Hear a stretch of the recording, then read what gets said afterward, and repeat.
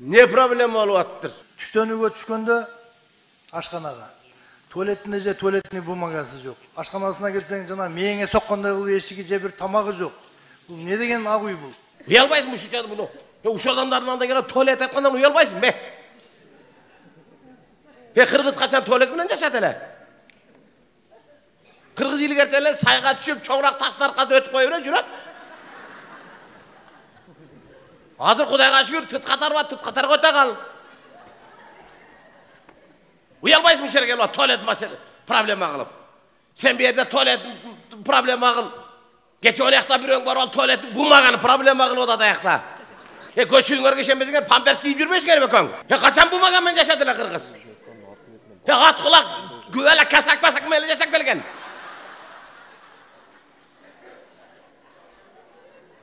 Отар. Рахмат, келиңиздер эме кимде ким нерві жукалар болсо, давлениясы барлар болсо, жүрөгү начарлар болсо, чыгып турсаңыздар мен бир ырдап берейин. Тамаша, мен ырдабайм туугандар. Жөн эле сүйлөйбүз. Эме жаңы жылды өткөрдүңүздөр да? Мына жаңы жыл келди, эски жылды өткөрүп, жаңы жыл келди. Паңкылдактардын азыркы жаш балдар паңкылдак атпай калыптыр.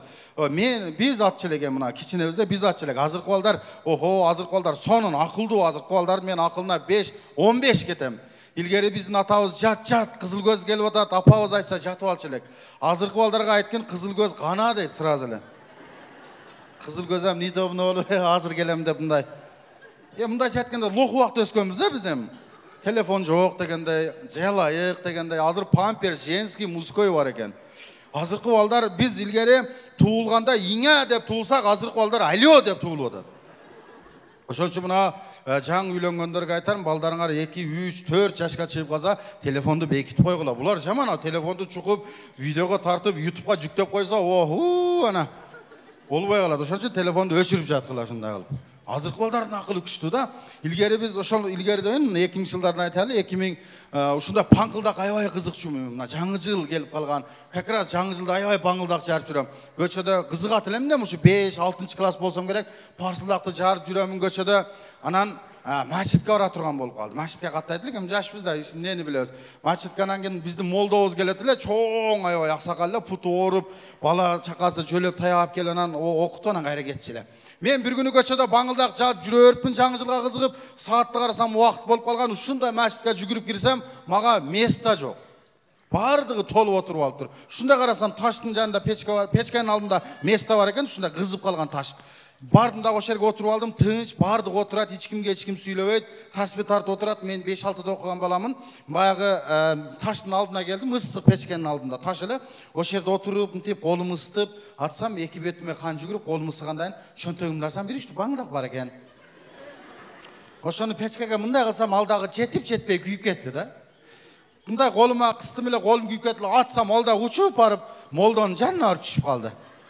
Мен дагы эч нерсени билмексем болуп, шарт отуруп алдым, мен отурганда эле баягы баңдап, яман катуу жарды да. Паң деди. Молдо, путу ооруган молдо эшикте жүрөт. Бизден мурун. Ким эле жарды, ким не эле болуп кетти деп. Мен айтып койду окшойт, мына бала жарды деле, мени баягы молдо кулагыман бурап, теп эшикке алып чыгып койду. Кеткен жокмун, эшикти култап алды эле, нары бастым, бери бастым. Мындай карасам, бакалашка турган экен. Арыктан сууну сузуп келдим дагы, чалдардын галошун катар койдум дагы, бардыгына суу күйүп кетип калдым. 1 саат окулат.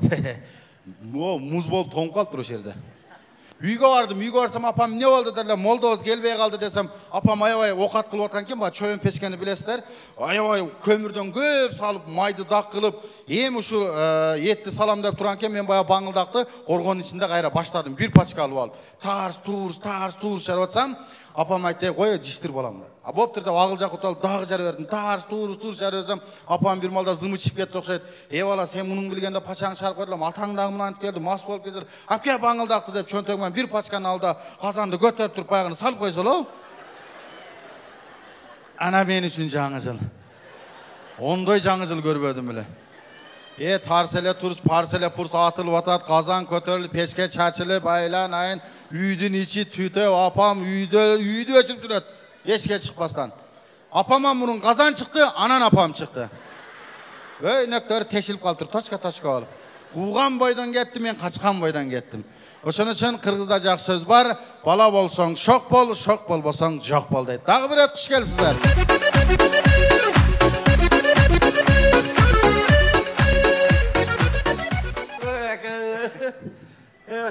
Рахмат, чоң рахмат. Келиңиздер эми бүгүнкү ушу биздин концертке келген аталар, апалар, мына сиздердин курагыңыздарда дал жүргөн чыгармалардан дагы бирди аткарып берейин. Мына ушулар менен чоңоюп, ушулар менен сүйүү таап, мына бүгүн ушу небере чөйрөлөрдүн тойлорунда ырдап бийлеп жүрөбүз, ошону кут кылсын дейли дагы. Мени менен чогуу билгендер чогуу кол чаап, коштоп ырдайбыз. Айжарык деген чыгарманы кабыл алабыз. Келиңиздер эмесе, кол чаап туралы жаңы жылыңыздар менен.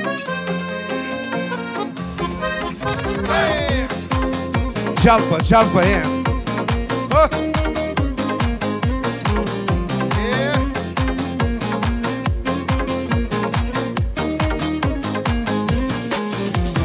Ала салқын түн ортасы ай жарық, ай жарық.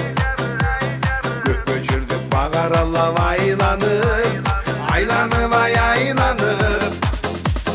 Bir uақта мындай сунуш киргиздик, Болду чеми түн ортасы кайталып.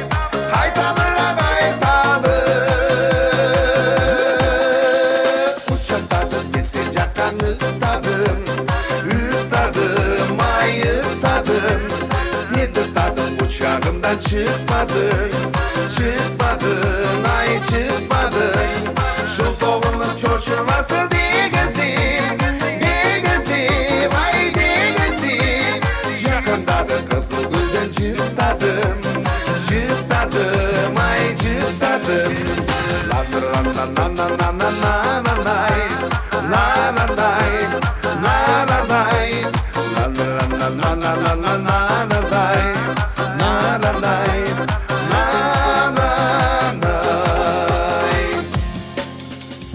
Дейдің дағы маға қарап тоқтодың, ай тоқтодың.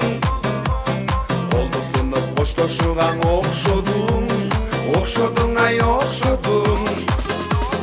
Есен тұр деп оң қолымдан бек қысыр.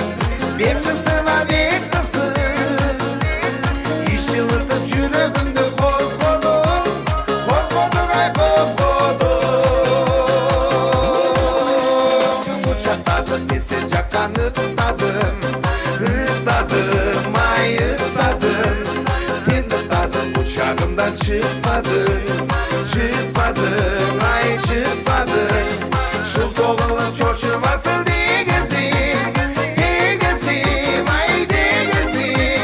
Жақындағы қызыл гүлден жыртадым, ай жыртадым. Қана жерден қол чабабыз,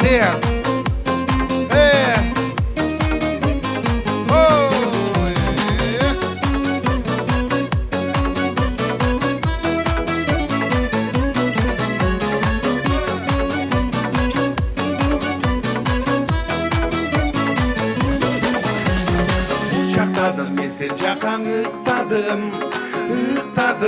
ай ыктадым. Сен ыртадың, учагымдан чыкпадың, ай чыкпадың. Шыл тоғылып чочумасың дегенсиң, ай дегенсиң. Жақындағы қызыл гүлден жыртадым, ай жыртадым.